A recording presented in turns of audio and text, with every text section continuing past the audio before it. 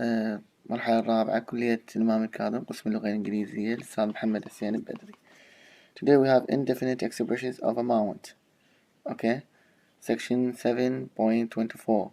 Another area of ambivalence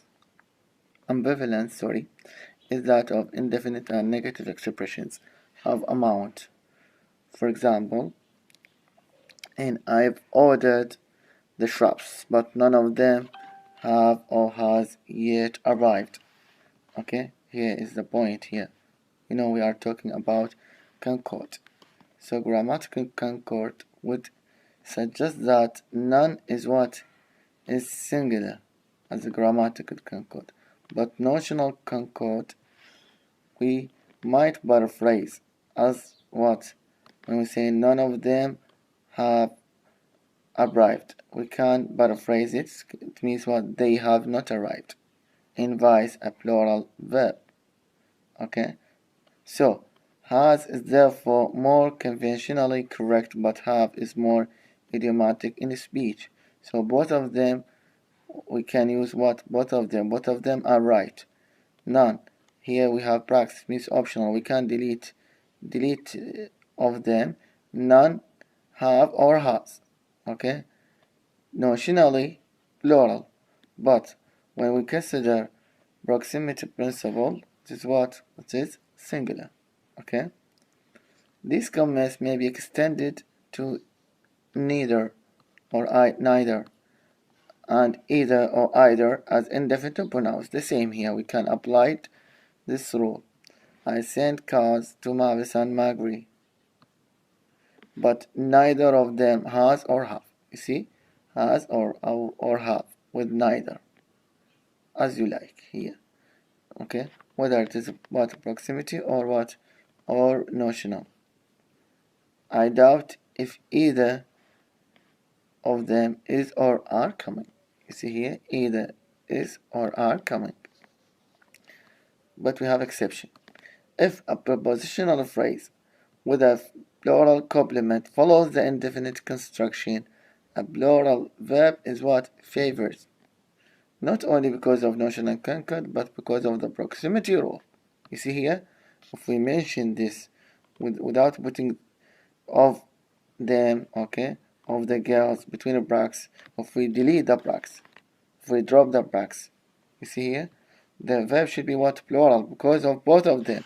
Proximity, because here them, proximity them is what? Singular or plural? Plural. So we use what? Are. And notionally, as a whole, none of them. Notional means a plural, so we use the plural verb. Okay, you see here, we have what of them is what is put between the brackets. So we think of either alone. Either we can use is or are. You see, but if we have of them, okay, if we find of them in the sentence, it means that what? It is a plural. We should use plural verb. You see here, the same proximity principle maybe lead to plural concord even with the indefinities. Each, every, everybody, anybody, and nobody, which are otherwise undoubtedly singular. Okay, for example, nobody, not even the teachers, were listening. You see here, every member of that vast crowd of 50,000 people were pleased to him. You see, where.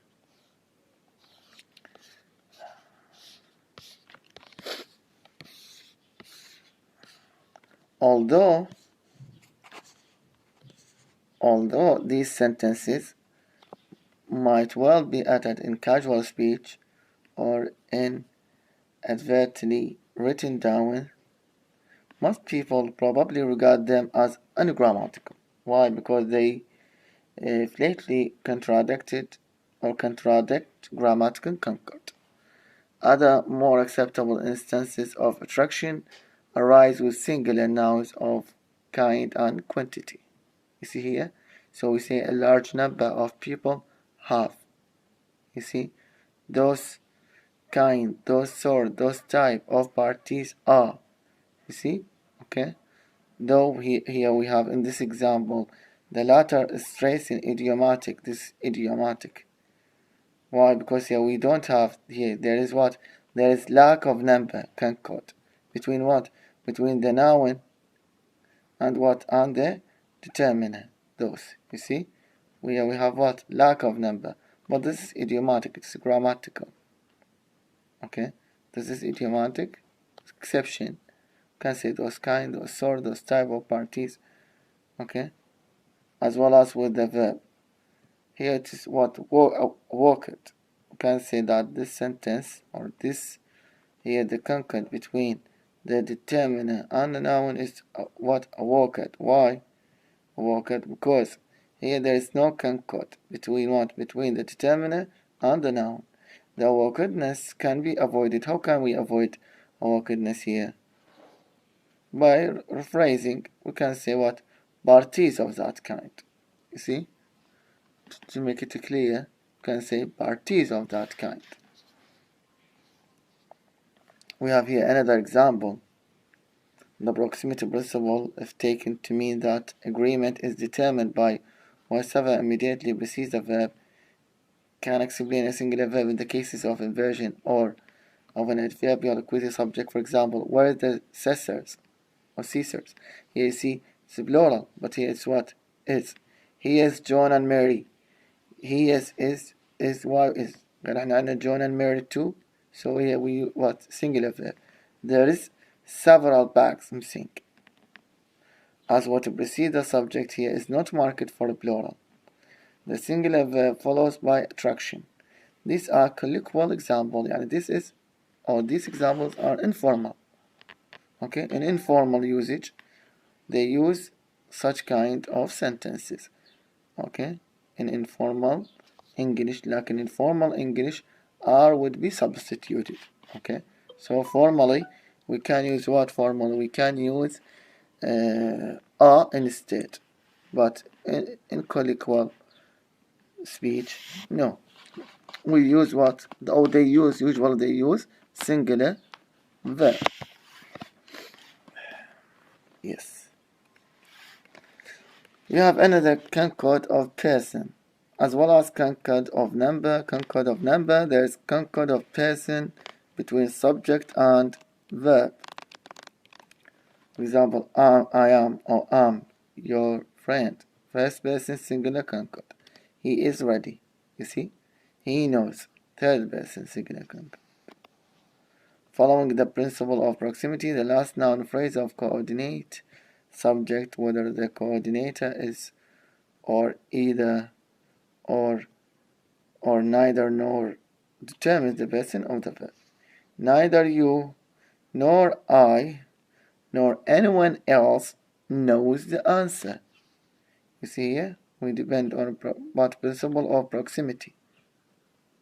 Or either my wife or I am going. Either my wife or I am going. Proximity.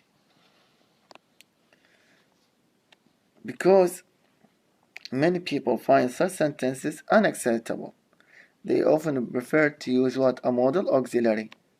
Okay? They say that we don't prefer such kind of sentences. We can use instead modal. For example here, either my wife or I will be going. Okay? But then neither you nor I nor anyone else can know the answer. Can know the answer. You can disambiguate it in this way to avoid. Yes.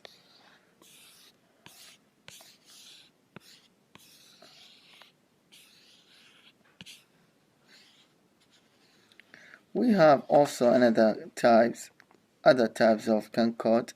Subject complement concord. Subject complement concord of number but not of person exists between subject and complement in clauses of types or type as we see. Thus the child was an angel. The children were what? Were angels. The children were what? Were angels. have to make it silent. Yes, but not the child was angels. We cannot say the child was angels. Here we don't have any type of concord. It's wrong. Anagrammatical. Here it's singular, but here plural. Here plural, but singular. Okay? This is very simple, very easy. This type of concord arises naturally from the denotative equivalence and the intensive relationship. There are, however, exceptions. We have exceptions. Of course, it's not. For example, what we need most is books. They turned traitor, but they become traitors. You see here? Good manners are a rarity these days. You see? Though we have this note, we sometimes find the verb in agreement with the complement. What we need must are books. Good manners is. As one, good manners is. Okay? Such sentences are probably ascribable to the workings of notional concord, the idea of plurality being dominated in the first and that of singularity in the second. You see here? So it is what we need most is books. These are exceptions. They turned traitor. See? Good manners are a rarity these days. There is also equivalent type of concord between object and object complement. يعني بين هذا O between O and complement. For example, he thinks these girls the best actors. You see, we have this type of concord. Another concord, subject-object concord. Subject-object concord of number, person, and gender is necessary as well as subject complement concord, where the second element is a reflexive pronoun. You see, reflexive. Okay, he injured himself in the leg. Okay, himself, he injured himself. You see, subject, object, reflexive. You should give yourself another chance. The same concord relation holds when the reflexive pronoun occurs in other functions as a propositional complement, or when the reflexive genitive, his own, etc. is used. For example, she is making a sweater for herself. Even if we put it in a propositional, this is a propositional complement. Okay, she is making a sweater for herself. Herself إما يعود she. They are ruining their own chances. You see here, reflexive genitive. This is the case of reflexive genitive. His own. They are ruining their own houses. Their own. They are. In British English collective noun subjects permit plural concord. مثلا the Navy congratulated themselves. The Navy themselves as a plural. Pronoun concord. Personal pronouns and the third person agree with their antecedents both in number and with singular pronouns he, she, and it in gender. John had his foot. His foot for him. Gender here. We have gender. You know gender. It means here sex here. Man, woman. Male, female. Beatrice hurt her foot. John and Beatrice hurt their feet. The climbers hurt their feet.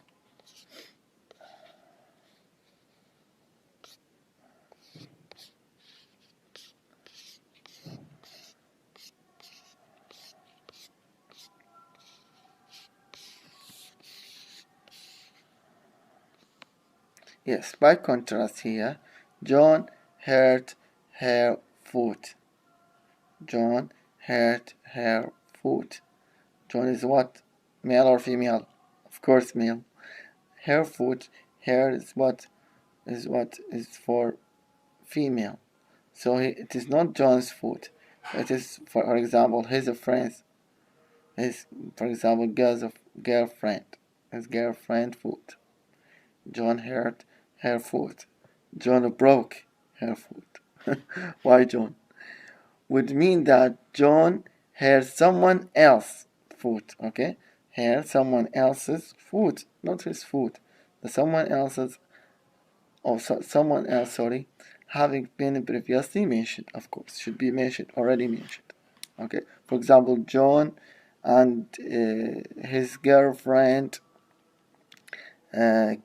Kathy, for example, are playing football. So he hurt, for example, hurt her foot. He broke her foot. Okay.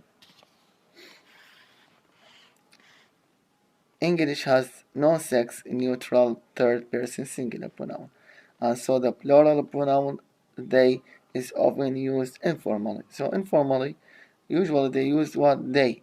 Why? Because there's no sex neutral third person. In defiance of number concord as a substitute for the indefinite pronouns in everybody, everyone, somebody, someone, anybody, no one, nobody, etc. For example, everyone thinks they have the answer. You see? Have. Everyone thinks. Everyone, singular. It is singular. That's why we have verb S. But they say what? They have the answer. Everyone thinks they have the answer. Why يقول ليش they? Why not he? So okay, you can say everyone thinks he has the answer, but they usually say that we should use they يعني to refer to both man and woman. Okay? يعني to not to be sexist. So to use both of them. Has anybody brought their camera for man and woman? You can say has anybody brought his camera? Okay, or can say has anybody brought her camera? You see?